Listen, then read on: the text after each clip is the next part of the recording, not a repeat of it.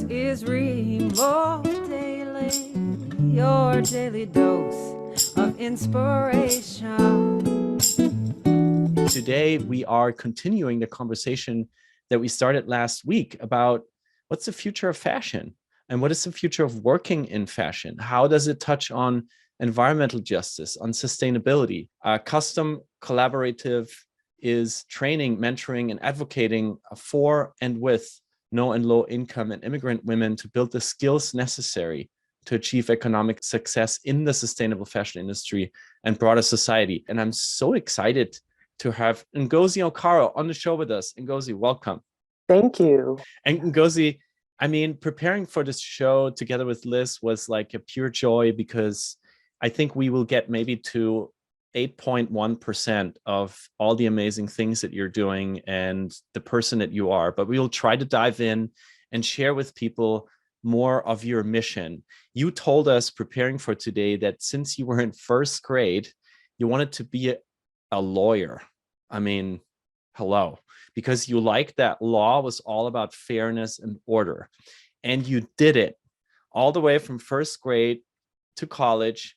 You followed that. You went on to study law at both at Georgetown University and at Morgan State, and you're licensed to practice law in Louisiana and New York. So, I mean, kudos to that, first of all. That wasn't an easy journey, I suppose. But obviously, as we said in the beginning, you're now a trailblazer in the fashion industry and you're making your own pillows. So how did you cross from being a lawyer into the fashion industry? That's an excellent question. And so we have to go a little bit far back, in that when I first graduated from college, I thought I was going to work someplace and save enough money to pay for law school. And that first job was in retail management at a high-end women's clothing store. So there's that. So for the 3 years before law school, I did work in fashion. And then also, like, my grandmother always sewed and had great clothes. My mother made all my clothes growing up.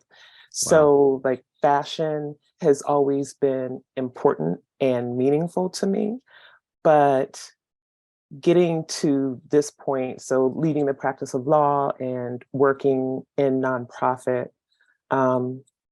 it's been a journey, but I think some of it threads together and makes sense. The fairness and the order that we were talking about, we're going to get to that. John, who is always there when you need great quotes in your life, just shared in the chat, I don't do fashion, I am fashion. So here we go. And I look at you, Ngozi, and I think this quote is right. Many people, and this is also what we learned, of course, looking at your work, many people in the US have bodies that don't conform to the all this ready to wear stuff that we see on the shelves when we enter a retail store or scroll through a site. And you gave an interview to Harper's Bazaar where you mentioned your dressmaker, Mariama. So who's Mariama, first of all?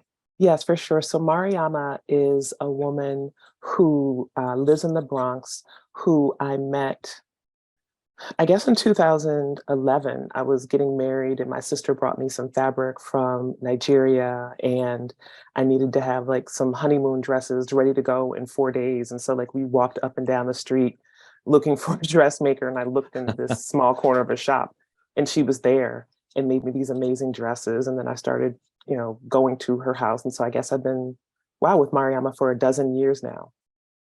Is what you're wearing right now, did Mariama make that? She did not. So both the top and the blouse and the jacket that I'm wearing are a good friend of mine's well-dressed mother passed a few years ago, and he had some of her clothes and thought that I would be the person to wear them. So that's it. And so that's another thing I know about sustainability. Just get some clothes and wear them, or have some clothes handed to you from someone else. And if they're good quality, they will last, and you're doing your part. Wow, they look fantastic on you, but also what a history to it. And what an honor to be Yes. that person that is being asked. I remember when my grandmother passed, my now wife actually received a piece of clothing from her just before that. And to me, this was one of the most emotional moments between these two women that only knew each other because I grew up with one and I just met the other one. And I'll never forget that. And it's a very special bond to a piece of clothing that is so much more than its color or its fabric.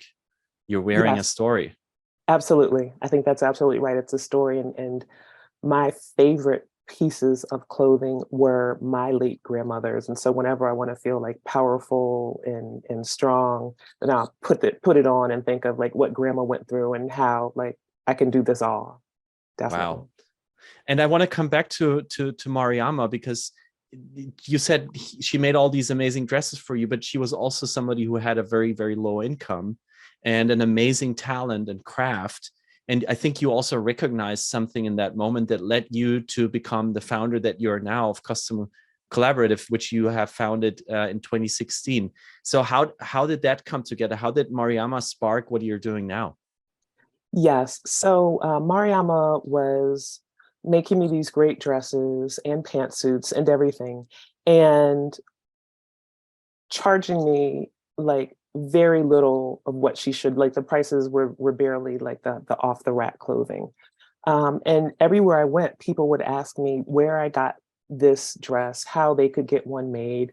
I would try to walk them through the steps of go to a fabric store and pick up some fabric and tear a page out of a magazine and then go to Mariama's house and sit with her kids for a few hours. And I think I lost people that go to the fabric store, but I wanted to figure out how to connect Mariama and women like her who could learn how to make and sell clothing, how to connect them to customers who could really pay them what they were worth. So I guess at the time she had made something for me and I was making some changes to it, maybe like 3 o'clock in the morning. And my father the next morning said to me, "Oh, well, what did you engineer last night?" Because I didn't engineer anything. I sewed something. He's like, "No, that's engineering." He's an engineer. So I had to go with his word. And he said, "Well, you should have a business." And I started thinking about, well, that's not practical for me to have a business making things. But I did start thinking how I could propel other people into business. And so then Mariama was really my like test idea. And so just thinking about the idea, developing it, talking to her, talking to other people's, that's how I got here. Wow. And I mean, you could be practicing law, and instead you have put it together a platform that is now teaching for 15 weeks free, and is giving basically a training program out of Harlem, the neighborhood it all started in, to and I always put this like slash, but obviously it's such a complex word here, no and low income women, many of whom may have just arrived here in the city. Especially over the last few months, we saw so many new women and children and families arrive here, and you teach them the art, the craft, the technique, the business of garment making through the people that you work with. No experience required. And you were so kind to share with us a video that Liz is going to screen share right now, to just have a look at some of the amazing humans that you're working with every day. I would say fashion is my passion. Like, it's something I love doing. When you wear a dress and you look good in it, you're just happy. Like, there's something to it that just makes you happy when you look beautiful. It's kind of like serenity to me, just to be able to make something come to life. It's a mood for me. It's a feeling. Making clothes is like a peace of mind for me. It's like I'm in a car driving, and you just keep driving until you reach that pit stop.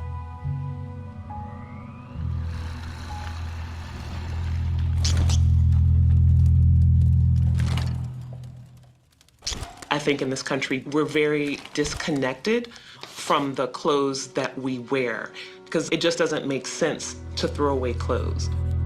but it's so meaningful to connect to something that someone made, and So, there's intention Ngozi, it's amazing and to love look at in this, it. the quality of the production, and of course the emotions and the craft that we all can see here. I want to apologize for the technical mishaps. Zoom is sometimes making it a little bit hard to share videos, so we will try to share the video again in a different way so we can enjoy it fully. But in the meantime, we just got a glimpse into your work, of course, and we got a glimpse into the women that you are able to maybe propel to a completely different phase in their life, into an actual career.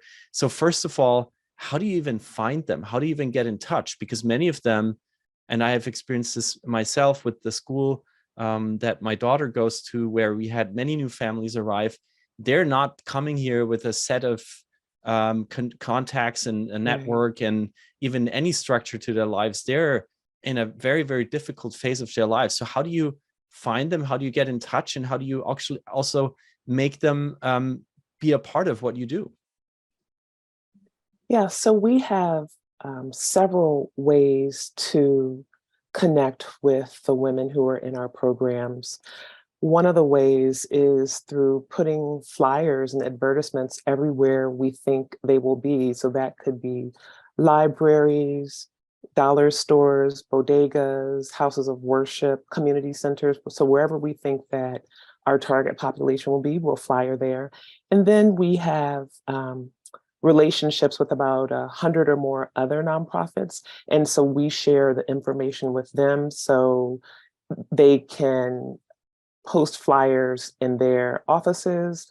They can spread the word among their constituents other ways. And then sometimes we've even gone to other nonprofit organizations and held workshops, open houses there so women can find out what we're doing. And of course, word of mouth. There are many women in our programs who share our recruitment with people that they know. And I feel like that is one of the best ways, is through word of mouth.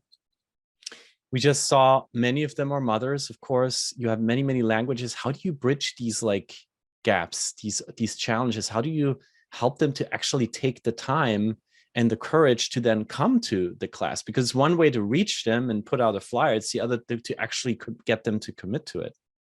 Yeah, that's a great question. And I think that you're right that sometimes there is fear.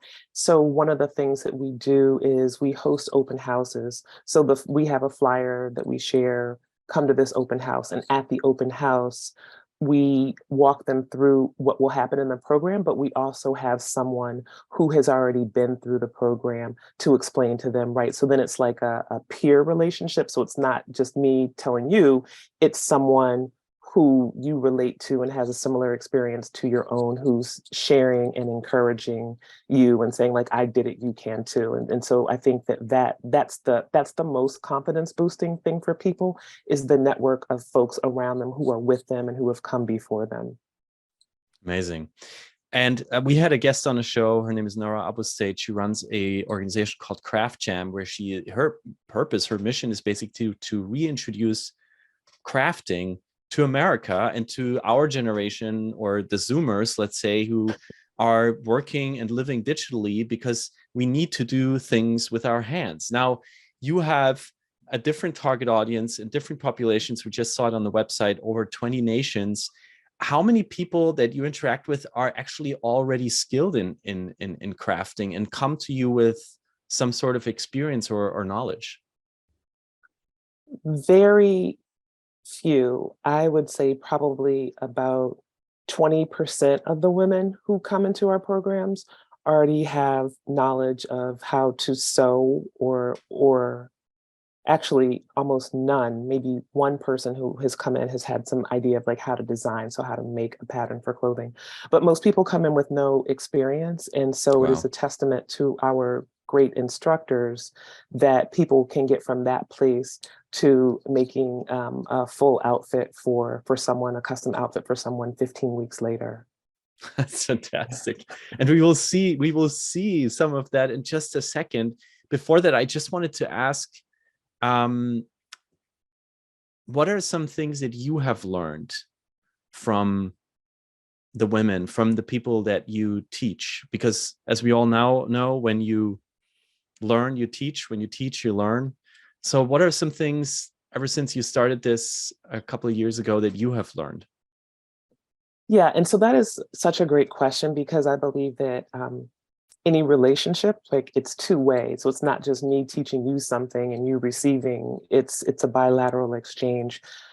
One of the things that I've learned is how resilient people are, and so how people are able to make something out of just about nothing. So just to go back a little bit, our mission statement had been about low income and immigrant women, but we, through looking at applications that we received for the program, because we find out from people like, what is your income before? There are actually some people who were no income before they came to us, right? And so just thinking about like, how do people survive, has been very eye-opening. And I just learn from people every day. There's, I mean, very many gifted women who come and work with us. And sometimes creating fashion is like problem solving. And the skills that they bring from other parts of their lives help them solve problems and help us solve problems that we didn't think were possible before. So I think there's definitely that, I would say, resilience, problem solving, and I think also community, right? Because they create community among themselves, right? So imagine if you're like in grade 4, you're going into class and there's other people there who have basically the same experience as you. You're used to learning, but to be an adult and to be in a class, maybe you're 35, you're in a class with somebody who's 23 and somebody who's 54, figuring out how we're all going to get along and coexist and be kind to each other, it's a big deal. And so I'm just grateful that they show so much grace in class that I try to emulate that. Wow. Well, and you're taking them places. We are now going to look at, thanks to, Liz, who is producing, and to what you shared with us before, some fashion show photos. And we read about a recent collaboration with designer Mara Hoffman, where you developed not only the actual fabrics and the things that we're looking at here, you also developed an equity-based framework that could be scaled across the whole fashion industry. And that is part of a program that was supported by the United Nations Office of Partnerships. So this is really catching steam. And as part of the program, you had students working right here in Hoffman's studio. So can you tell us more about what we're looking at right now? Absolutely. This is our graduation fashion show that happened 2 Fridays ago, February 17th. So at the end of the 15-week program, all of the women have to do 2 things. One, create a business plan for the business that they would like to launch. And 2, create a custom outfit for a classmate to wear down the runway. And so that's what you're looking at right now. This is, so these are outfits that women have made from upcycled fabrics, right? All the fabrics that we use were dead stock or to be thrown away one way or the other. And we are using them to create new great looks. And so this looks like a skirt. It's actually a pair of pants with this obi belt and this top. And again, it was made, it fits Isis perfectly, and her classmate made it. And so we're just really proud of how people are able to show their skills in front of a whole community. This particular, so this is a great one. This top, there's this white blouse and then this halter over it. The halter also doubles as a tote bag. So when she takes it off over her head, it opens up. Yeah, so it's really amazing. The group decided that the name of their show would be Metamorphosis. And so I think that this is a perfect example of how things can change. Yeah, so are we talking about 15 weeks of training? We're talking about 15 that weeks. led to this? 15 weeks. And the 15 weeks wasn't just designing and sewing. It's also personal finance training, entrepreneurship training. So there were many things that they did during the course of the 15 weeks. And the class actually went to the Brooklyn Museum Thierry Mugler exhibit, and they were inspired by the maximalism of that exhibit.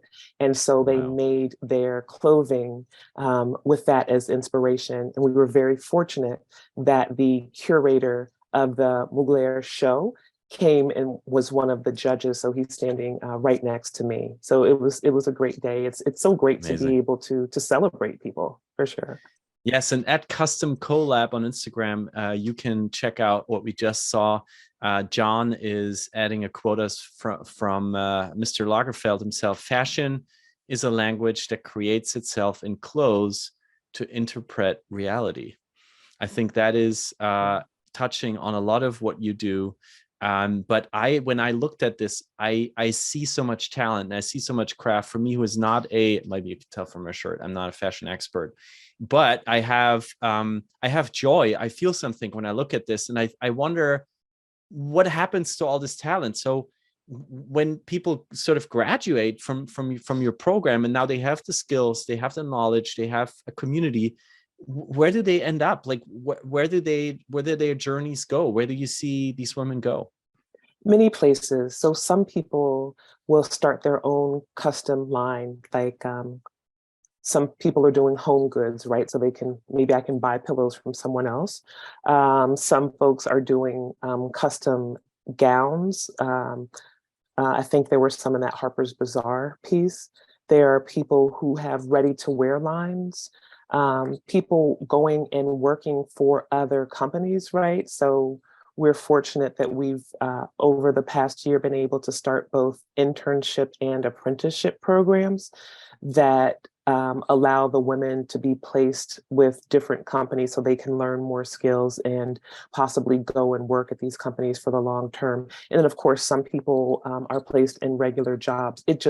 There's a broad range of what people are able to do. And so we're really glad that we're able to expand the offerings through our partnerships. So you mentioned that the person who started, I think it was Craft Jam, had come on. Yes. And we were actually able, I think in 2020, to offer a couple of programs to our participants so they could go and do something fun and learn some more skills.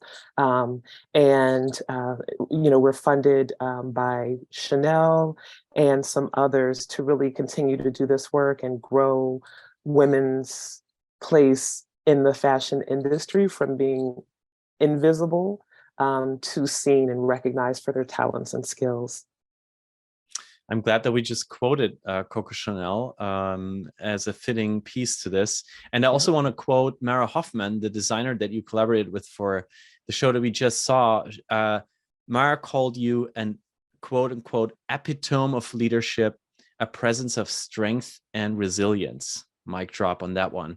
It leads me though to asking you about a few of the challenges, because now we have seen the amazing outcomes that you produce, and we have seen and been a part of your journey from, first grade, curious about law, to an actual lawyer, to now a total change maker in fashion. What are the biggest challenges for you just on a day-to-day basis to actually make this work? Yes, I think there's two different types of challenges. So there's one, challenges that I experience, and one, challenges that the organization experiences. So in terms of the challenges of the organization, we're relatively small, relatively new. And so while we are modeling and inventing and piloting things, we're also making sure that we have the resources to do those things. And so sometimes what we pilot and manage and invent surpasses the resources that we have. So I think definitely that's something. I feel like we're turning a page now for the first time. In 2022, our budget was $1 million, but we've been doing a lot on a little, and thankfully we have volunteers and a really amazing staff. I think personally, the things that are the most challenging is, and what's present for me right now, is people's conscious and unconscious beliefs about who should lead, right? And so as a woman, as a Black person, as a dark colored person, what people expect of me doesn't always match who I am, right? And how some people treat and respect me and my leadership doesn't correspond to how I would be treated if I was in a white or male body. And this is based on my observations. I think also that we're all more challenged during the pandemic, and people in general are prone to direct their ire at the usual targets, which is sometimes like bosses, women, people of color. And so I feel like that has intensified. But again, that is why it was like so important for me to be able to hear and walk through Jade's meditation to just remind myself that I am who God and my family and my community and my parents created me to be, and that I am walking the walk that I'm supposed to walk and trying to do positive things. And also remember, I can't pour from an empty cup. And so I feel like refreshed being here today. And I'm going to quote Mara Hoffman again, and this time I'm going to pronounce it correctly. I just got a few messages like, dude, you should pronounce this correctly. It's not my first language, English. So epitome of leadership. That is what you are, a presence of strength and resilience. And I think how you're sharing your story here and how you're talking about these challenges, it's just another example of how strong and how resilient you are. And we're so glad that you're taking the time today to take us on that journey a little bit, because you just rattled off things that you are and others are fighting every day that are so hard because they're systemic. And it's not like they go away tomorrow. They will always be there in some way, shape, or form. And you're taking up this fight every day. And just about the financials, I wanted to ask you, because this community and these conversations here are also about support. How do you manage to keep the finances together? How do you balance mission and money? Well, as I said, my glass contains water and not vodka. But just to think of it, it's a big question. I think that part of the balancing mission is recognizing what we can do and having partners. So we recognize that some of the women in our programs are food insecure. We also know that we are not specialists in food insecurity. So we're fortunate to partner with the institution that is the Riverside Church. And so then they give our participants access to their food bank. Same thing with their counseling. So that's one thing, like knowing what you can do and you can do well, and finding others to fill in the gaps. I think another thing is growing at a pace that makes sense. So when we started, for the first couple of years, I didn't pay myself, which meant good, then I could pay somebody who could actually run the programs. And we've had to increase our salaries, right? Because there's an inflation. But I feel like also in terms of how we're able to do that, what we do is our staff. And I think that the team that we have today is one of the best groups of people that anybody could have as a staff. And so we need to add about 2 or 3 more positions, but I'm very proud of the people that we have, right? Because, you know, someone recently pointed out to me, there's 2 things. There's one, creating an organization and some programs that can add some good to people. And then there's the part of creating a group of people who can work together and understand the mission and the aims and are there to do the work to contribute to and support the organization and not just their personal ambitions or ego. And so I feel like we've just got a really great group now. So many people, both staff and volunteers and advisors and board members and ambassadors. Wow. And I have to say, I feel better living here now that I know you're around and your team exists and you do the work, because it's very hard work, and you're tackling like, you're just casually dropping like all these big things like food insecurity. You're tackling so many systemic issues at the same time. And then you're also disrupting the very industry you're in. We just saw it in the video. On average, Americans, and they're not alone with this, throw out 82 pounds of textile waste per year. And we just had, which was the first in our conversations about sustainability and fashion, Jessica Schreiber from Fab Scrap, Yes. on the show, whose company has built an amazing nonprofit around dealing with all the textile waste that is being produced in New York City every day. Jessica, who comes from waste management, also disrupting the fashion industry. You coming from law, also disrupting the fashion industry. And it all kind of converges where sustainability is coming into focus. So when you look at fashion, you're a lawyer, you're running a nonprofit, you have other things to deal with, but now you're dealing with the fashion world. How top of mind is that topic overall in March 2023? What would you say? Wow. And so I very much admire the work that Jessica is doing. And I feel like she's coming at this from the waste standpoint, and I think she's helped a lot of businesses do a better job. I'm coming at this from the standpoint of human capital and also waste, and there are others working on this as well. And I'm glad that we have like this community of sustainable fashion folks who can help think about how to solve some of these problems, because really fashion and waste, it affects like all of us. All of us wear clothes. All of us, our clothing is the first way that we express ourselves and tell people who we are. So I think it's really important to create and expand pathways for people to participate in saving the environment for human habitation from the ills of like all this fashion. One of the things that we don't talk about enough about our work at Custom Collaborative is how we bring women into sustainability and expand both their understanding of it and their ways and abilities to participate in it. So we have sustainability workshops led by Brenna Dolan and some others. We do a field trip to Fab Scrap.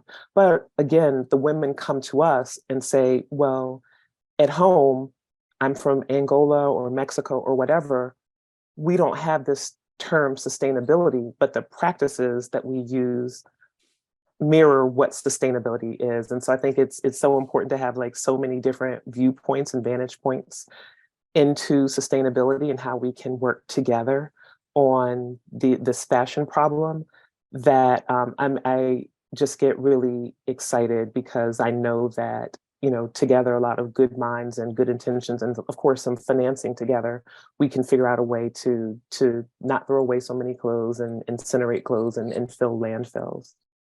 It strikes me as really funny that, you know, we had to invent a word for it because we completely lost the way on it. So we had to invent this term sustainability to explain to people that there's something is going wrong, while other cultures have it just baked into their daily lives. And like, what is this word about? Like, we don't need that.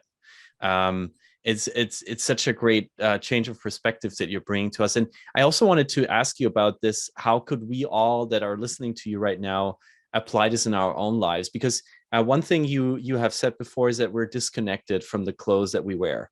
I mean, I've been wearing this shirt for many years, but I have literally no idea how it was produced, how much it costs, because I just bought it and I love it and I love how it feels. And that's as far as my knowledge extends.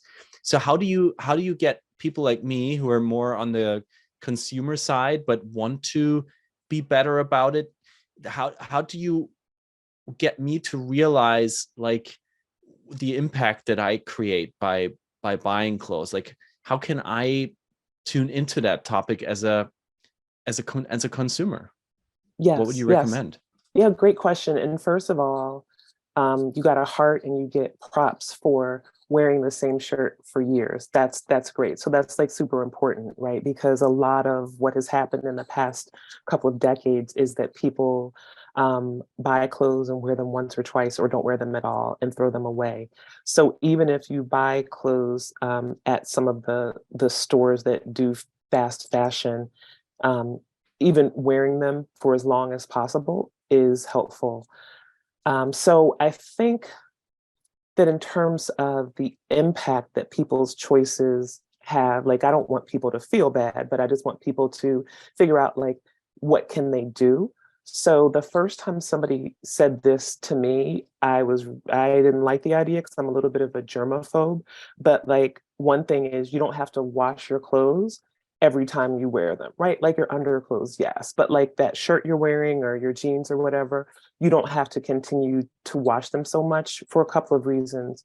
One, there's obviously the water and the chemicals, but also so many clothes are synthetics, and even the non-synthetics fibers, microfibers come off of them every time they're washed, and then those get into the water stream. And there's this statistic that I've seen in a few places that, you know, we each consume like a credit card worth of plastic every week.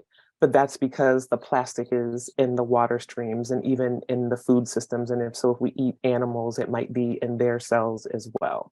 So wearing your clothes more than once before you clean them. I would say buying thrift also. If you are buying something that has already been made, that decreases the demand. So ostensibly, you're buying something that's good enough quality to be resold, but there's also not this demand to produce more. There's a lot of overproduction. And I think the third thing is to make sure that you are buying locally, if possible. If you're buying, if you're in New York, there's some places, some companies that actually manufacture in New York, and there are many that manufacture in the US.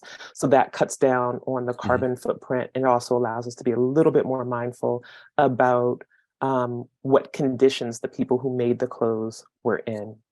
So don't wash as often, wear as long as you can, buy thrift, or like you know, take from others if they want to give you, and try to run with local brands. Is there one New York brand that you want to point out that is one that you would recommend to look into?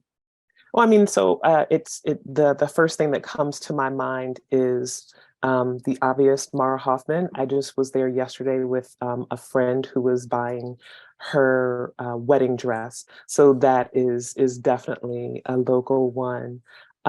There's, if you want gloves, there's like Wing and Weft Gloves that makes gloves in the garment district in New York City.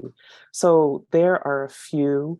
Eileen Fisher, I feel like I'm only naming women owned brands right now, but you know what? This is Women's History Month, so that's fine.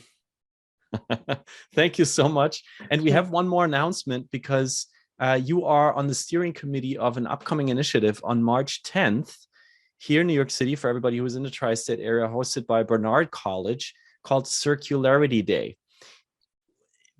Please help us in your own words. What is circularity, especially now that we're coming off of talking about our own clothes? Yes, so circularity is really a system of using and reusing and remaking and deconstructing and reconstructing so that nothing goes into the waste stream. I'm glad that you asked that, because sometimes we who are inside of sustainability and circularity and environmentalism, we use words that other people might find off-putting, like we don't get it. So one of the things that we're working on is how to use words that are very clear to people, so everybody can feel like they're included in this moment. But I'm really excited for Circularity Day with Barnard, the Borough President's Office. There's going to be some good displays, good discussions, probably some sales of sustainable fashion as well. And we can all get involved just by showing up. Is that the easiest way, or what would you recommend? Yes, the easiest way is to show up. And also, if people follow Custom Collaborative on Instagram at Custom COLAB, they can find out about Circularity Day. I believe we also have some posts about local and small clothing brands, and whatever else we have going on. People can actually, of course, go through and see that slideshow that you shared of our graduation fashion show. Fantastic. The link is in the chat. And I want to invite everyone, if it's comfortable for you, to switch on your cameras and thank our amazing guest today, the founder of Custom Collaborative, Ngozi Okaro, who is doing so many great things in the city, and to show up on, of course, Circularity Day at Barnard College. Ngozi, this is for you. This is a little bit of virtual glitter on your real clothes for today from the Remote Daily community. And I am going to ask Liz to share via video your amazing documentary one last time. We try to have it without glitches this time, just so that we can look at it while you answer the last question of the show. We're going a little bit over time today because we started a little late. How can we support you, Ngozi? How can we support Custom Collaborative? Thank you. That's a great question. So if you know women who should be in our programs, please share our information with them. I think also if you have the means to contribute to support our work, do that as well. I know that we have a International Women's Day fundraising campaign that's starting on March 8th. I would say also, if you work for a company that wants to do some work around DEI, sustainability, women's entrepreneurship, women in the workplace, contact us as well. And of course, watch the video and enjoy and love your clothes. Thank you so much for being a part of the show today. This was Remote Daily, and let's wish each other and our amazing guest a beautiful weekend. Bye-bye. This is Remote Day.